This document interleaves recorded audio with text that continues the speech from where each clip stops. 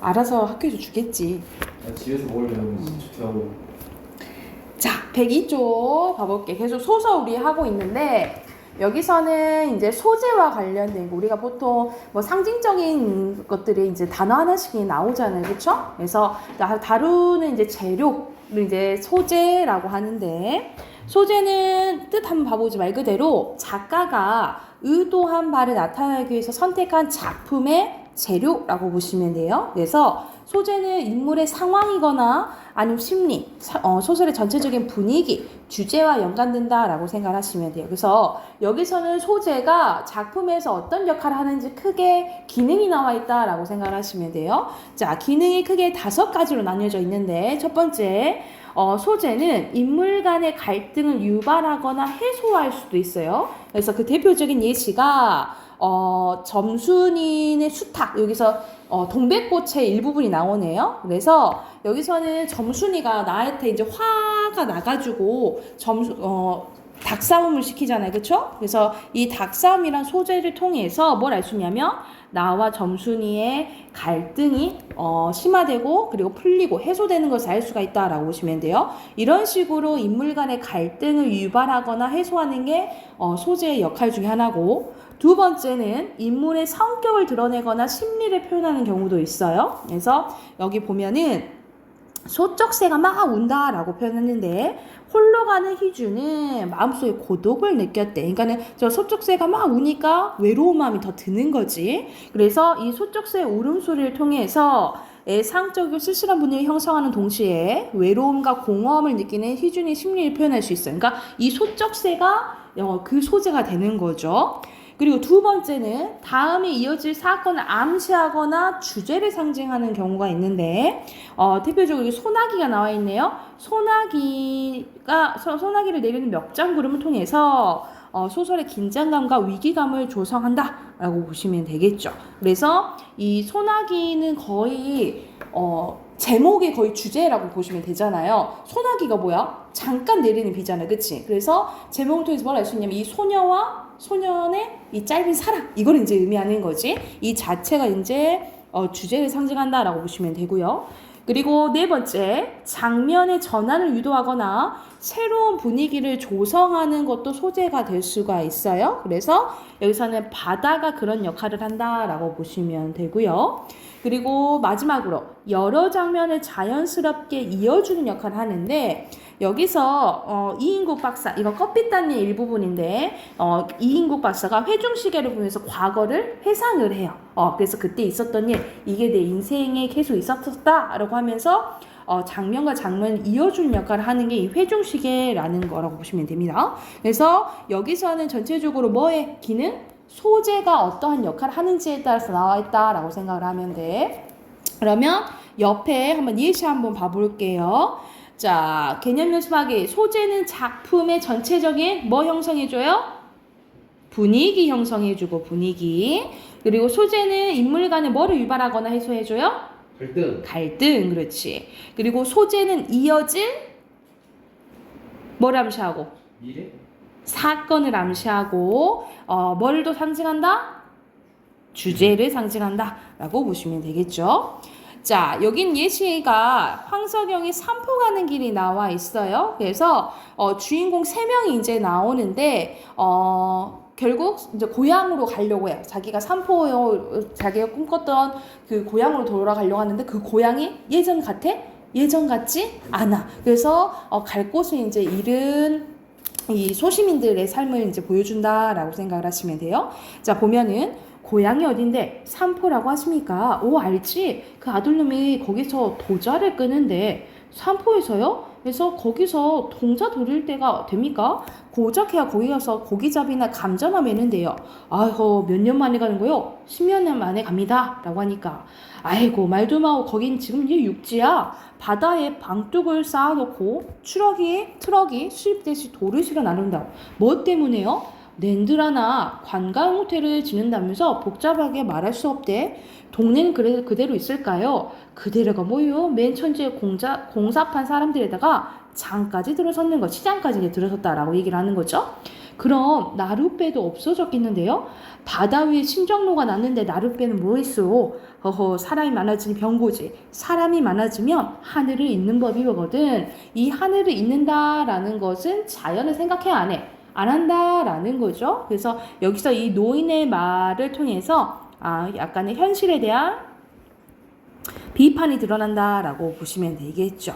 사람들은 예전 같이 생각 못하고 이 자연도 잘 생각 못하게 되지 라고 이제 얘기를 하는 거지. 작정하고 벼르다가 찾아가는 고양이였으나 정씨에게는 풍문마저 낯설었대요. 옆에서 잠자고 있던 영다리가 말합니다. 잘됐군. 우리 거기에서 공사판이나 잡시다. 가서 일이나 합시다. 라고 얘기를 해.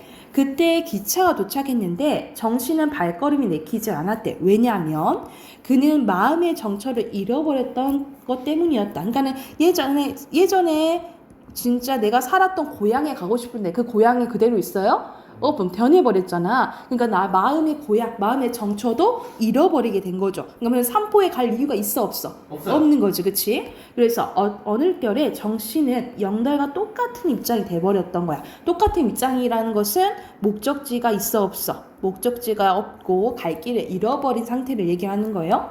기차가 눈발이 날리는 어두운 들판을 향해서 달려갔대. 그러면 여기서 마지막을 통해서 뭘 알 수 있냐면 정씨와 영달의 앞날이 밝지는 않을 거다. 이것을 조금 암시할 수 있겠죠. 자, 그러면 1번 봐보자. 이 소설은 삼포라는 가공의 지명을 소재로 하여서 정씨와 같은 하층민의 고된 삶에서 벗어나 마음의 안식처인 고향을 찾아가는 길을 그리고 있죠. 그쵸?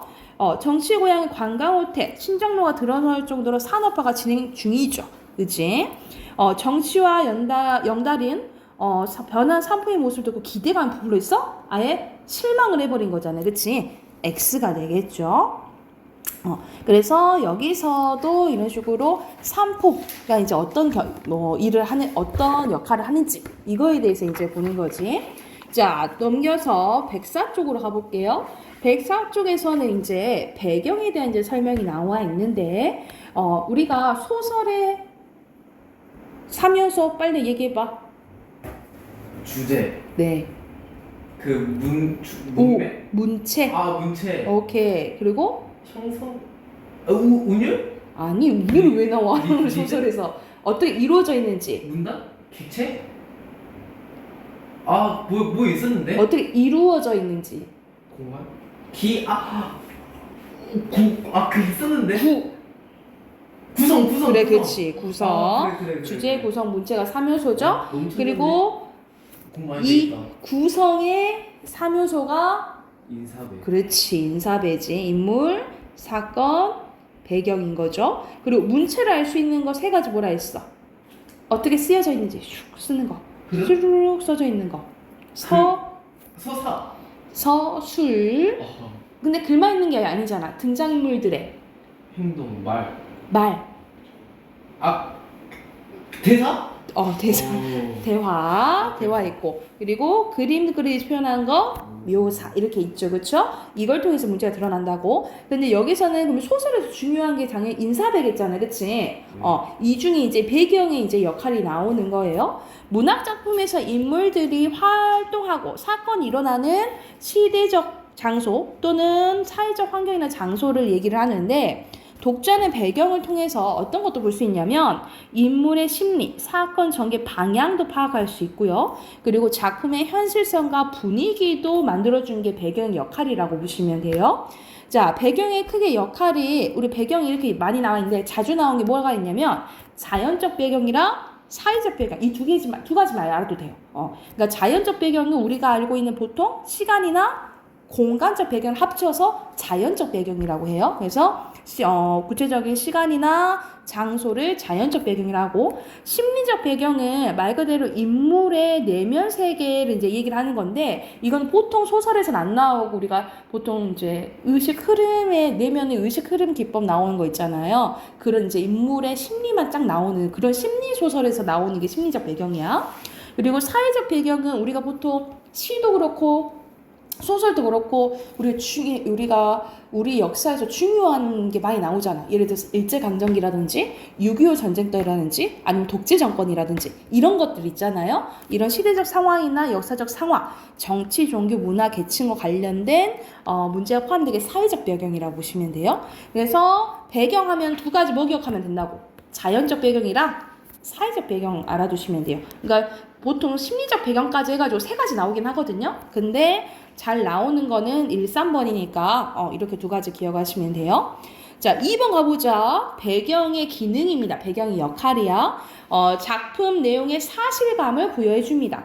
직접적으로 일청전제, 평양 뭐 이런 것들이 나왔네. 그러니까 구체적인 지명 나오고 하면 당연히 사실감이 부여되겠죠. 현실감도 있고. 그리고 두 번째, 작품의 전반적인 분위기 만들어줘요. 그래서 여기서는 메밀꽃 필무렵에서 메밀꽃 하얗게 핀 달밤을 배경으로 서정적인 낭만적인 분위기를 만들어줍니다. 그래서 메밀꽃이 핀 달밤 뭐 이런 것들이 전반적인 분위기 만들어준다 이 말이야. 그리고 인물의 심리 혹은 사건의 전개 방향을 암시해주는데 폐허가 돼버린 고향을 공간적 배경에서 한 페이지 권력의 심리를 효과적으로 드러낸다. 그러니까 배경을 묘사하는 게 등장인물의 심리를 드러낼 때도 있다라고 보시면 되겠죠. 그리고 전체적인 뭐도 암시해줘요? 주제도 암시해주는 게 배경의 역할이라고 보시면 돼요. 특히 전반적인 분위기 같은 거 알려주는 거는 가장 예시로 많이 나온 게 뭐냐면 여러분 운수 좋은 날 알죠? 운수 좋은 날. 운수 좋은 날 어떻게 시작됐냐면 비가 막 주룩주룩 막 내린다고 막 시작이 돼. 그런 배경은 결말이 좋지는 않겠구나. 이런 비극적인 결말을 암시하는 부분도 된다라고 보시면 돼요. 이게 이제 배경의 역할이라고 보면 돼. 자, 그래서 여기서 배경은 크게 뭐 생각하라고? 자연적 배경이랑 사회적 배경이고 기능 이제 네 가지 기억하시면 되겠죠. 자, 옆에 또 개념 연습하기 한번 봐보자. 자, 순서대로 기억, 디귿, 니은이겠죠, 그죠? 자, 그리고 예시는 이태준의 달밤이 나오네. 달밤이라는 그러면 배경이 나오는 거지, 그치? 자, 여기서 앞부분 줄걸 보면 나는 성북동으로 이사와 우둔하고 천진스러운 황수건을 만나게 됩니다. 나는 황수건과 이야기를 나누면서 그가 신문 보조 배달부라는 것을 알게 돼요. 이거 아마 거기 교과서에 미래에 나오는데 이거 시험 봤나? 달밤? 아직 안 배웠나? 지훈이? 이거 했을 거야? 기억 안 나? 시험 보면 기억 안 나는 거야, 너? 봤던 기억은 나죠, 그죠? 나는 아무것도 아닌 것을 가지고 열심히 이야기하는 황수건은 뭐 기분이 좋아지는데 황수건은 신문 원배달이 그러니까 신문 배달하는 배달원의 보조 역할을 했었어. 그러니까 완전히 배달하는 사람이 되는 것이 소원이라고 이제 얘기를 합니다. 그런데 보조 배달부 자리까지 뺏긴 그를 보고 나는 참외 장사라도 하라며 3원을 돈을 대줘요. 그러나 참외는 장마가 들어 미천만 까먹고 아내마저 달아났던 황수건의 소문을 듣습니다. 그러던 어느 날 황수건이 포도를 사들고 나를 찾아오게 된 거야. 그런데 이 포도도 자기가 산 게 아니고 훔쳐서 온 거예요. 그래서 나는 수건이가 포도원에서 포도를 훔쳐온 것을 직감했다. 쫓아나가 매를 말리고 포도값을 물어줬대요. 포도값을 물어주고 보니 수건이는 어느 틈에 사라지고 보이지 않았던 거야. 나는 그 5송이의 포도를 탁자 위에 얹어놓고 오래 바라보며 아껴 먹었는데 그의 은근한 순정에 열매를 먹듯이 그러니까는 포도에 어떤 마음이 담겨져 있던 거야. 그러니까 나를 생각하는 그 황수건의 마음이 담겨져 있는 거잖아. 그래서 그 하나를 가지고 오래 입안에 굴려 먹었다는 거죠. 어제다 하고 회상이 나오네, 그치? 문 안에 들어갔다 늦어서 나오는데 불빛 없는 성북동 길 위에 밝은 달빛의 깁을 깐 듯한다. 여기서 뭐가 나오는 거야? 배경이 나오는 거죠, 그쵸? 그런데 포도원길로 올라오노라니까 누가 막지도 않는 목소리로 사계와 나미다 마다카 하면서 일본어 노래를 부르는 거야. 수건인가? 하고 아는 척 하려다가 그가 나를 보면 무안해할 일이 있는 걸 생각하고 왜냐면은 포도 훔쳐다가 들켰잖아, 그치? 그래서 확 길 아래로 내려서 나무 그늘에 몸을 감췄다는 거죠. 그는 길은 보지도 않고 달만 쳐다보며 노래는 이 이상을 외우지 못한 등 그 말만 되풀이하면서 전에 본 적 없는 담배를 퍽퍽 빨면서 지나갔다는 거죠. 이게 이제 결말이거든요. 달밤은 그에게도 유감인 듯할 때 하면서 시선이 변화가 나올지, 왜냐면 나의 시선에서 어디 시선이 변화가 된 거야. 달밤이 보고 있다라고 표현하는 거죠. 그래서 약간의 이제 분위기가 쓸쓸하고 이 사람을 조금 안타깝게 보는 거잖아. 그치? 슬픈 분위기인 거잖아. 그치? 그래서 이 달밤이 그에게도 유감인 듯하다 하면서 의인화로 표현을 하면서 전체적인 쓸쓸한 분위기, 슬픈 분위기, 애상적인 분위기를 만들어준다라고 보시면 되겠죠. 이게 달밤의 역할이라고 보시면 돼요. 그래서 애상적인 분위기를 형성해주는 게 이 달밤이라는 시간적 배경이라고 생각을 하시면 됩니다. 그러니까는 약간 불쌍한 마음, 이 황수건에 대한 안타까운 마음이 드러나는 거지. 그러면 공간적 배경은 뭐예요? 여기 아까 전에 했지? 일정경기. 아니 여기 일제강점기 거야. 어떻게 할 수 있어? 성북동이죠. 성북동. 그리고 결말 부분에서 황수건이 달밤을 배경으로 걸어가는 장면은 애상적인 슬픈 분위기야. 서정적인 분위기를 만들어줍니다. 이를 통해서 사회적 약자에 대한 불쌍히 여기는 거 무슨 뭐라 그래? 연민, 그렇지. 연민을 보이는 서술자의 시선을 효과적으로 드러내는 게 마지막 문장이 효과라고 생각하시면 돼요. 애가 됐을까요? 끝났다. 그러면 이어서 이거는 다음 시간에 하는데. 하고 비문학 합시다. 비문학하고 오늘 문법을 좀 더 많이 해야겠어. 비문학하고 독서하고 문법 할게요. 너무 많은데요? 우리 아까 어저께 준 워크북 있죠? 워크북 2 하게요. 네. 저희 한번 언제예요? 한번 했잖아요. 한번 봐면 안 돼요? 15쪽까지 푸시면 됩니다. 15쪽까지 풀고 답 확인해 볼게. 11쪽부터.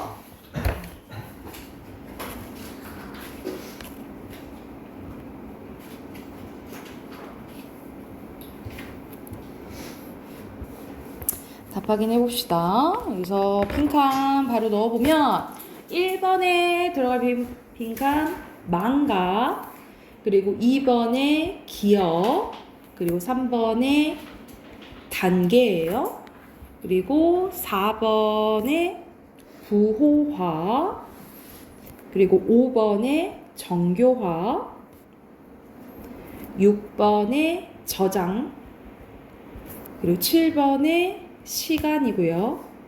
8번에 직후, 바로 복습해줘야지 기억이 많이 난다 했지.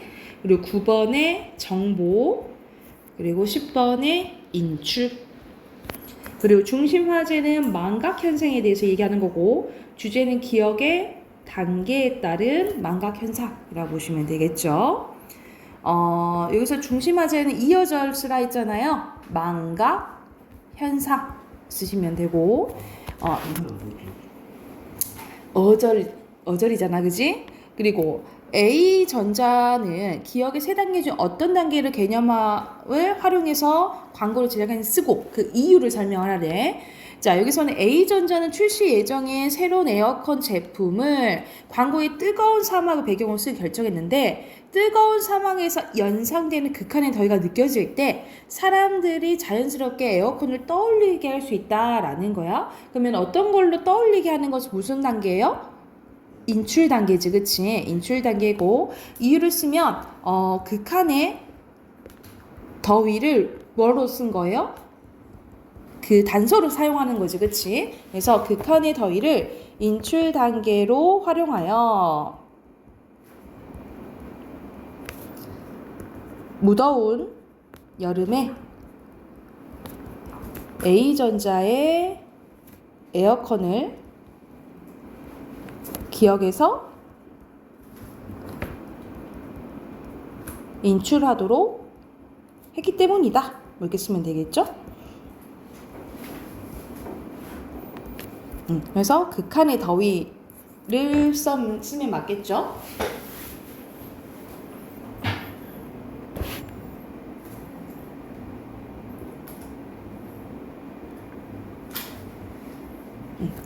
됐나요? 자, 3번에 어휘 문제 나왔는데 알맞지 않은 것은 3번이에요. 여기서 두다는 어떤 중요성을 부여하다 이런 뜻인 거지. 잘못됐죠? 자, 두 번째 거 지문은 맹자와 관련된 거잖아요. 그쵸? 이것도 표 채우면서 이제 내용 봐볼게. 여기서는 제자백가들의 욕망에 대한 탐구고 1번에 욕망, 2번에 탐하는, 3번에 선한 본성, 4번에 원인, 5번에 과욕이에요. 그리고 6번에 본성, 7번에 예, 8번에 부정적, 그리고 9번에 법. 그래서 중심 하자는 인간의 본성과 욕망에 대한 내용이고요. 주제는 학자들의 욕망에 대한 관점과 대처 방안에 대해서 얘기했다라고 보시면 돼요. 대처 방안이에요. 자, 4번부터 가보자. 이건 내용에 대한 문제네. 윗글에 대한 설명으로 적절한 것은 여기서는 욕망에 대해서 어떻게 사용하는지 다양한 학자들 내용 나오잖아요. 그치? 그러면 1번이 답이겠죠. 그쵸? 1번이고요. 그리고 5번에 A의 이유로 가장 적절한 거 나왔잖아. A 부분이 3문단에 보면은 3문단에 맹자의 주장보다 한 단계 더 나아간 금욕주의라고 본 거야. 왜?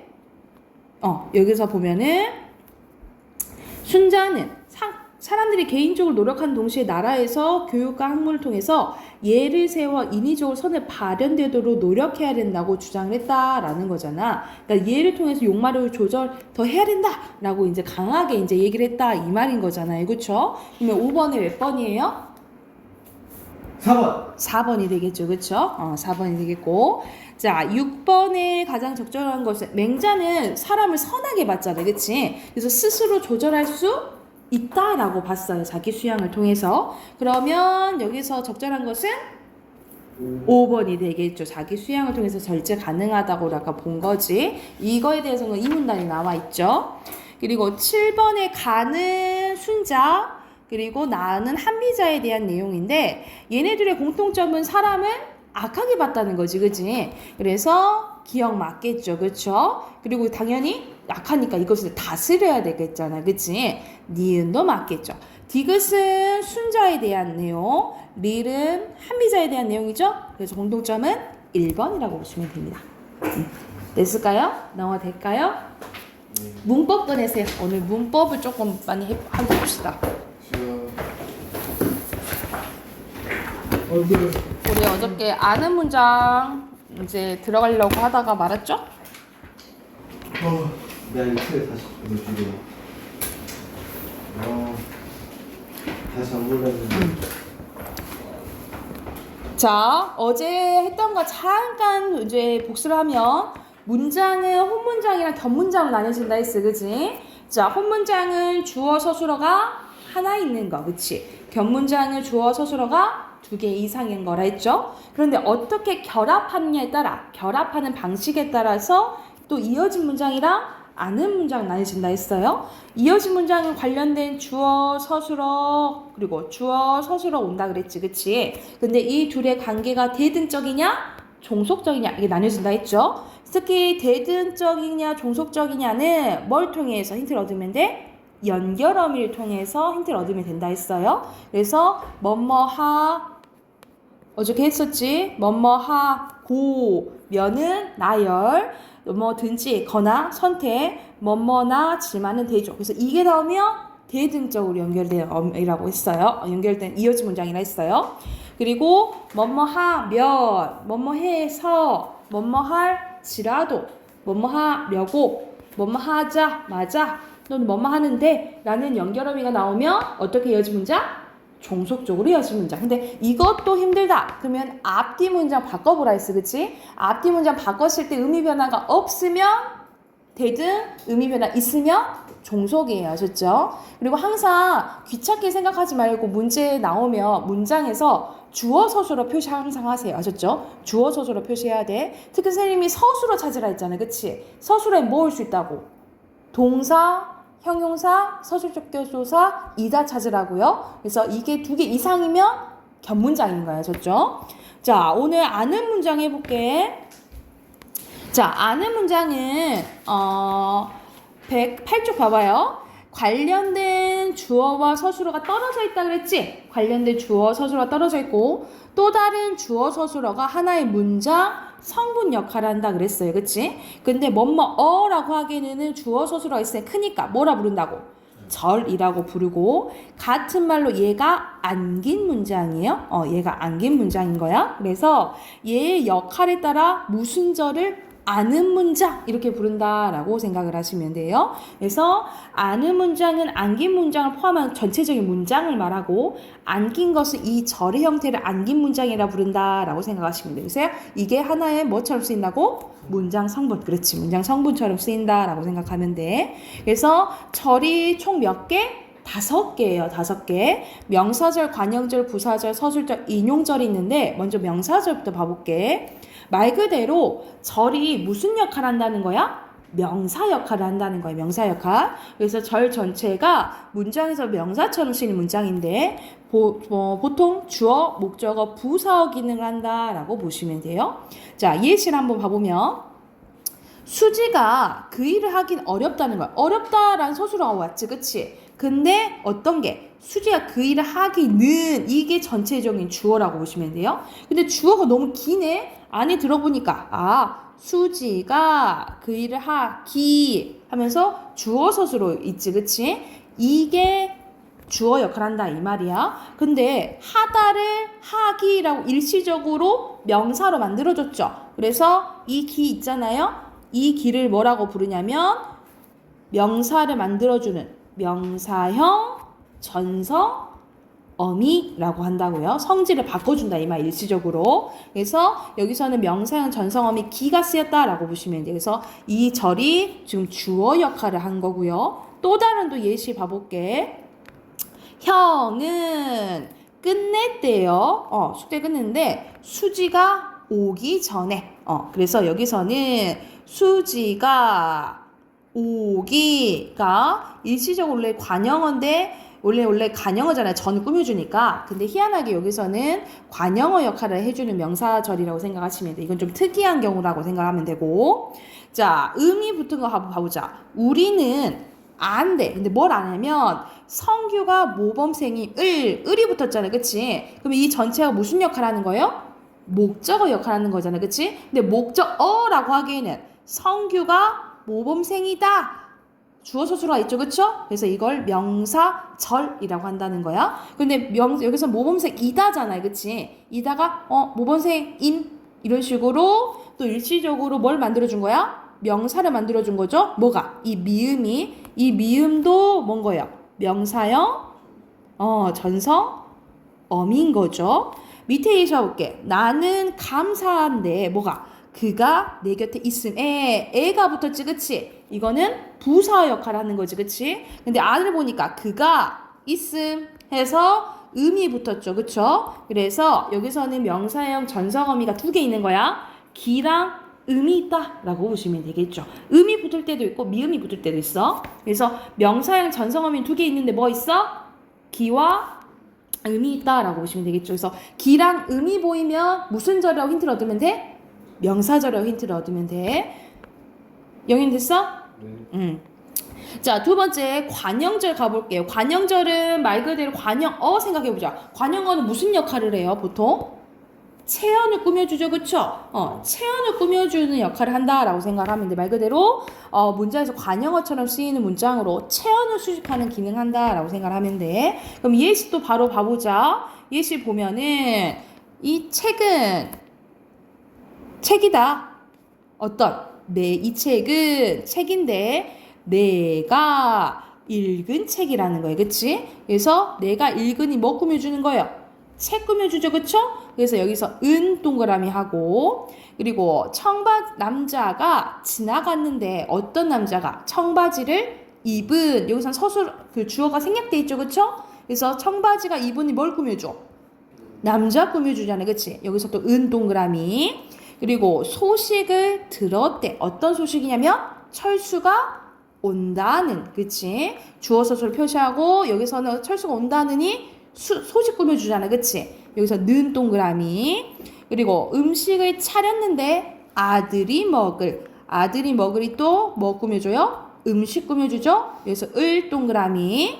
그리고 문법책은 와칭 문법인데 형이 공부하더니 문법책 꾸며주네요. 그쵸? 그래서 던 동그라미. 선생님이 은, 는, 를, 던 동그라미 했잖아요. 그치? 이게 일시적으로 뭔 역할을 해주는 관형사를 만들어주는 관형사형 전성 어미라고 보시면 돼요. 그래서 은, 는, 을, 던이 대표적이다 라고 보시면 돼요. 뭐가 있다고? 은, 는, 을, 던. 이게 관형사형 전성어미라고 보시면 돼요. 그래서 이게 보이면 아 관형절이네 라고 힌트를 얻으시면 되겠죠. 근데 여러분 하나 더 알아야 될 게 왼쪽 잠깐 봐볼게요.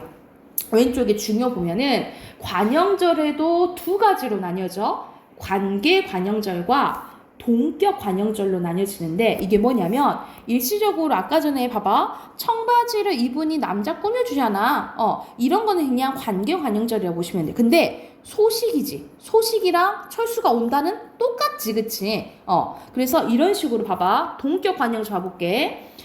예를 들어서 관형절 꿈을 받는 채연이 관형절의 전체를 이루는 내용을 받는 경우로 문장 성분의 생략 없이 형성되는 게 동격 관형절이라고 보시면 돼요. 그러니까 소식을 들었는데 이 소식이랑 같은 게 뭐야? 미나가 떠났다는 거잖아, 그치? 그리고 사실인데 어떤 사실이야? 철수가 결혼했다는 거지, 그치? 이런 식으로 같은 내용을 담는 것, 내용 전체를 담는 게 동격 관형절이라고 보시면 돼요. 그래서 다른 거는 다 관계 관형절이지만 여기 두 번째 문장은 이것만 동격 관형절이 되겠죠. 그쵸? 이것만 이제 구별할 줄 알면 돼. 그래서 관형절에 두 개가 있는데 관계랑 동격이 있다라고 보시면 되겠죠. 그러니까는 이거 동격 관형절은 그런 것들이야. 영현이가 부자다는 소문을 들었다. 이런 식으로 소문 그 소문과 같은 게 뭔 거야? 소문이 영현이가 부자다. 이렇게 같은 거잖아, 그치? 이런 게 동격 관형절이라고 생각을 하시면 돼요. 그래서 두 가지로 나뉘어지고 세 번째 가볼게. 세 번째는 부사절이에요. 109쪽 가보면 말 그대로 절 전체가 무슨 역할을 하는 거야? 부사 역할을 하는 거야. 부사는 어떤 역할을 하는데요? 서술어를 수식. 그렇지. 서술어를 수식하거나 아니면 뭐 문장 전체 꾸며주겠죠. 근데 여기 절은 대부분 서술어를 꾸며준다라고 생각하면 돼. 자, 예시 봐보면 그는 웃었는데 어떻게 웃었어? 배꼽이 빠지게 하고 배꼽이 빠지게 웃었다 꾸며주는 거지. 여기서 개 동그라미. 수지가 달렸대. 어떻게 달린 거야? 땀이 나도록. 여기서 도록 동그라미. 그리고 비가 내린대. 어떻게? 소리도 없이. 여기서 이 동그라미. 그래서 이게 도록 이렇게 외우시면 돼요. 이게 도록이라는 이거는 뭐라 부르겠니? 부사형 전성어미라고 부르겠죠, 그쵸? 여기서 부사형 어미 간단히 나왔는데 전성어미야. 그래서 이게 도록 이걸 힌트를 얻으시면 돼요. 이게 도록이 보이면 무슨 절? 부사절 이렇게 알아두시면 돼요. 자, 앞에서 명사절, 관형절, 부사절 나왔잖아. 얘네들은 전성어미가 있어요. 전성어미가 있어서 이것들을 보고 힌트를 얻으면 되는데 자, 서술절에 힌트가 없어요. 힌트가 없이 주어가 두 개고 서술어가 하나면 뒤에가 서술절이라고 생각하시면 돼요. 다시 한번 서술절은 주어가 두 개고 서술어가 하나면 뒤에가 서술절을 생각하면 돼. 자, 예를 들어 토끼는 짧대. 근데 뭐가 짧은 거야? 앞발이 짧은 거야. 그렇지? 그래서 이게 전체가 무슨 절이 되는 거예요? 서술절이 된다라고 보시면 되겠죠. 예를 들어서 아까 전에 영현이는 많다. 뭐가 많다? 부자려면 돈이 많다. 이렇게 돼야겠지, 그렇지? 그러면 주어 서술어 뒤에가 무슨 절이 되는 거야? 서술절이 되는 거야. 이해됐나요? 근데 헷갈리는 게 앞에 우리가 보어 배웠잖아. 그걸 잘 봐야 돼요. 예를 들어서 영현이는 의사가 되었다. 이런 문장이 있어. 근데 그냥 되다 아니다를 못 보고 주어 두 개네. 이거 서술절이네. 헷갈릴 경우가 있어. 그치? 근데 여기서 의사는 주어야? 아니고 보어잖아. 그치? 보어잖아. 그러니까 이거는 무슨 문장? 이건 호문장이고 이것은 견문장이 되는 거예요. 그러니까 헷갈리면 안 돼. 항상 되다 아니다 앞에서는 뭐야? 보어야. 되다 아니다 앞에서는 보어니까 혼문장인지 견문장인지 이걸로 잘 파악하셔야 돼요. 됐죠? 그리고 마지막 인용절 봐보자. 인용절은 다른 말을 갖고 오는 거지, 그치? 이때 쓰이는 게 자, 직접 인용이랑 간접 인용이 있는데 큰 따옴표가 사용되고 라고 하고가 사용되면 직접 인용이에요. 특히 여기서 라고 있죠. 여기서 라고는 인용격 조사라고 말을 해요. 인용격 조사야. 직접 인용격 조사겠죠. 그쵸? 아이고. 직접 인용격 조사겠죠. 그래서 여기서는 나폴레옹이 말했대. 내 사전에 불가능이란 없다. 이런 식으로 라고, 이라고, 하고 이런 게 쓰이면 인용절을 생각하시면 돼. 이거는 너무 쉬우니까 다른 말 지금 갖고 온 거잖아요. 그치? 근데 간접 인용 봐볼게. 간접 인용은 큰 따옴표가 없어요. 큰 따옴표가 없이 고가 사용된다라고 보시면 돼요. 그래서 철수는 말했다. 우리 모두 이 문법책을 사자. 고. 이거는 간접 인용격 조사겠죠? 간접 인용격 조사라고 불러요. 성규는 했대. 우리 보고 먼저 가라고. 이런 식으로 어려우면 직접 인용을 간접 인용으로 바꿀 때가 어렵거든요. 옆에 오른쪽에 봐볼게. 자, 직접 인용 때는 라고, 이라고 이렇게 사용이 되고요. 간접 인용일 때는 고, 그리고 평서문 우리가 문장의 종류에 따라서도 뒤가 달라져요. 자, 평서문은 어떻게 되냐면 하, 다고, 하, 야고, 하, 라고, 하, 자고, 한다고 이런 식으로 바뀐다라고 보시면 돼요. 그래서 문장의 종류에 따라서 뭐도 달라진다. 이 어미가 달라진다라고 생각을 하면 돼. 자, 오늘 한 게 아는 문장이에요. 아는 문장에는 종류가 몇 가지 있어? 5가지야. 명사절, 관형절, 부사절 이것들은 전성어미가 있다 그랬죠? 이걸 힌트를 얻으시면 되고 서술절은 뭐야? 주어가 2개고 서술어가 하나일 때 뒤가 서술절이 돼. 그리고 인용절은 고나 라고라는 조사가 쓰이면 인용절이라고 보시면 되겠죠. 됐을까요?